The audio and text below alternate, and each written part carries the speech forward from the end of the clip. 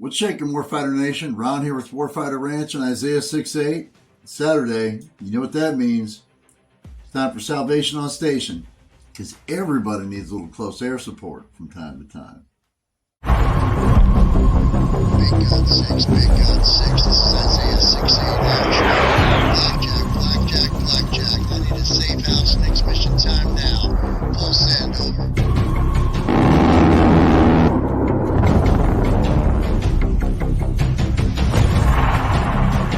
We're pretty strange critters sometimes, us people. When the sun comes up, we don't ask why. When we wake up breathing air, we don't ask why. When we get a raise at work, well, we typically don't ask why. Unless, of course, that is, you're a veteran and you randomly get an unusually large and unexpected windfall in your bank account from any government agency. In that case, like my man Reagan said, trust but verify. But when things do go sideways, when stuff hits the fan, or when others hurt us in any number of ways, usually one of the first questions we ask ourselves or others is, why? For example, you know me, I'm not going to shy away even from the tough ones, but another popular time that people usually ask why comes after the death of a loved one. Don't get me wrong, I try to be empathetic when I get this question. However, usually my answer is somewhere along the lines, it's because it was God's plan. He created us and is now seeking for our dearly departed to return home to be with Him again. And truthfully, who are we to argue that? We're His. And for our loved one or friend, it's the culmination of a life's work in accordance with His divine plan. I try to remember what the prophet Isaiah says in chapter 55. For my thoughts are not your thoughts, neither are your ways my ways, declares the Lord. Ain't that the truth? But in reality, our loved one, friend, or soldier on the battlefield has just received a divine promotion. Now, our community is all about the Charlie Mike mentality, but we need to remember that the ultimate commanding officer makes the call of when the mission is really complete for us. 3 letters in the word why, so I'll give you 3 questions, all acronyms, as if we needed more, from the letters W, H, and Y. And why do you got on the first bench off? You ain't there yet! Oh! At this moment that he knew.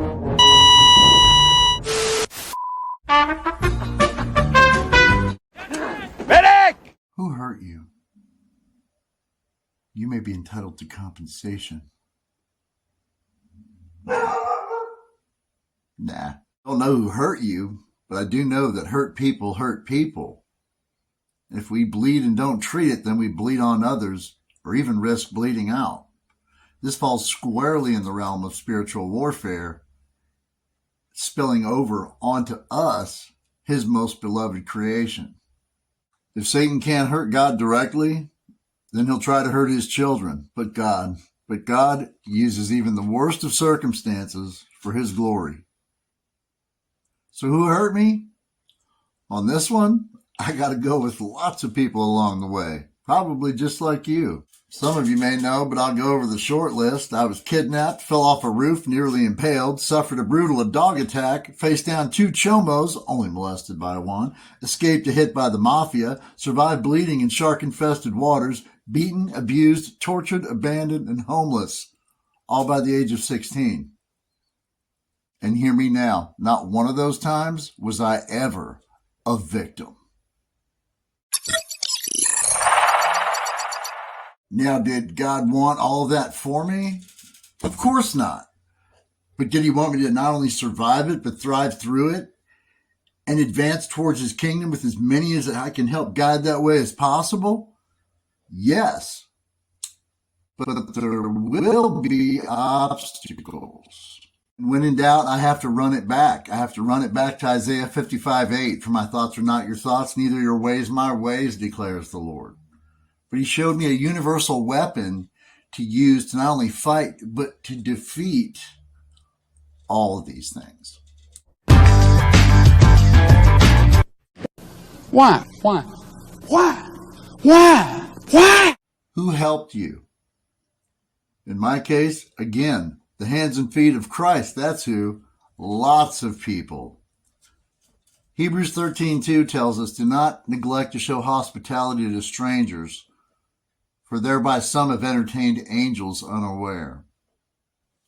I believe in angels. I believe that they help us out. I believe that we've probably all seen one or two in our time.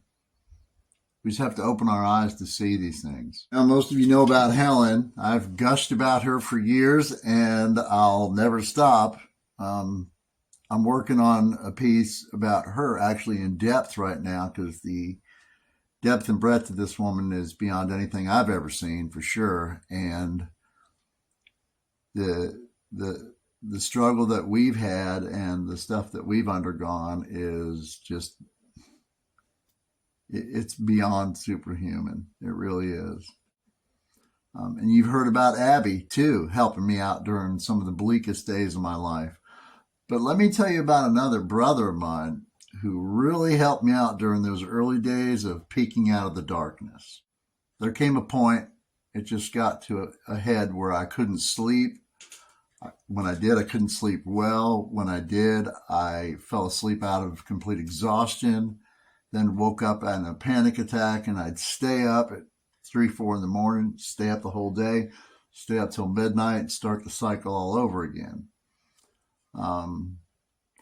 But during those early days of peeking out of the darkness, and it was right before I found my salvation, a brother of mine, Scott Clark, my mentor, he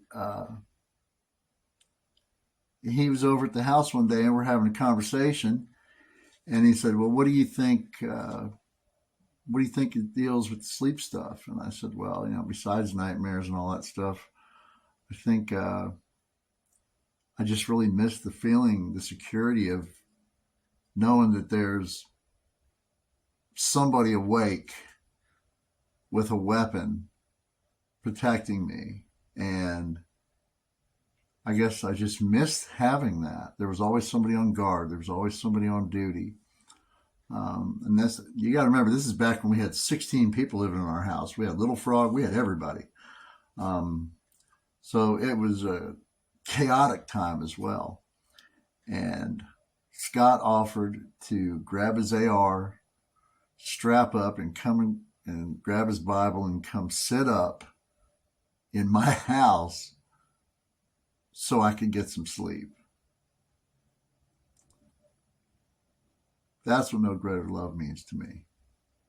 Now, all things being fair, being saved does not mean the struggles stop. Actually, they've just begun. Embrace the suck. Even James, the brother of Christ, tells us in his book. Well, you think the Bible doesn't say embrace the suck? Sure it does. Right here. James 1, verses 2 through 4. Count it all joy, my brothers, when you meet trials of various kinds, for you know that the testing of your faith produces steadfastness, and the steadfastness have its full effect, that you may be perfect and complete, lacking in nothing. Nothing.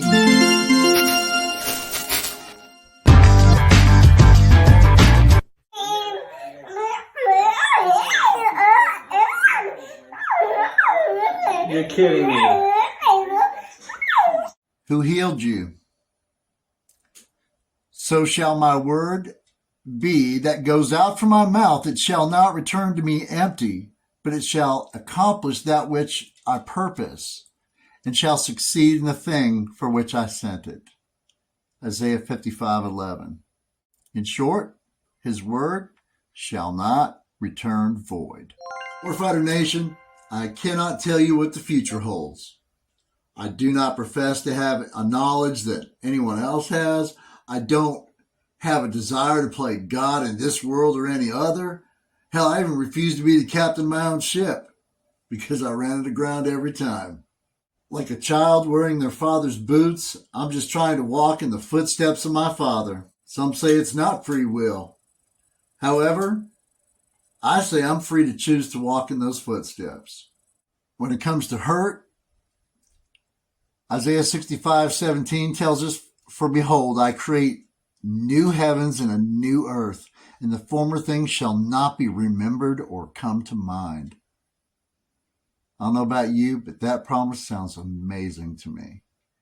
Not remembering any of this stuff that's tormented us over the years, that sounds like a deal for me. And 2 Corinthians 4:18 tells us, "As we look to the things that are seen, but to the things that are unseen. For the things that are seen are transient, but the things that are unseen are eternal." So hurt, help, or healed. Let's say the ultimate any one of us can achieve in our lifetime in relation to humanity is they would probably be able to help change a bad person into a good person by bringing some values, models, or into whatever they do. That's a bad person into a good person. Jesus, he didn't come to change a bad person into a good person. He came to change a dead person into a living one. K.O. So that's it for this week. You've got your spiritual chow. Pass it on to the next troop, next mission. Time now. See you on the other side. Do not get off on exit 22. Over.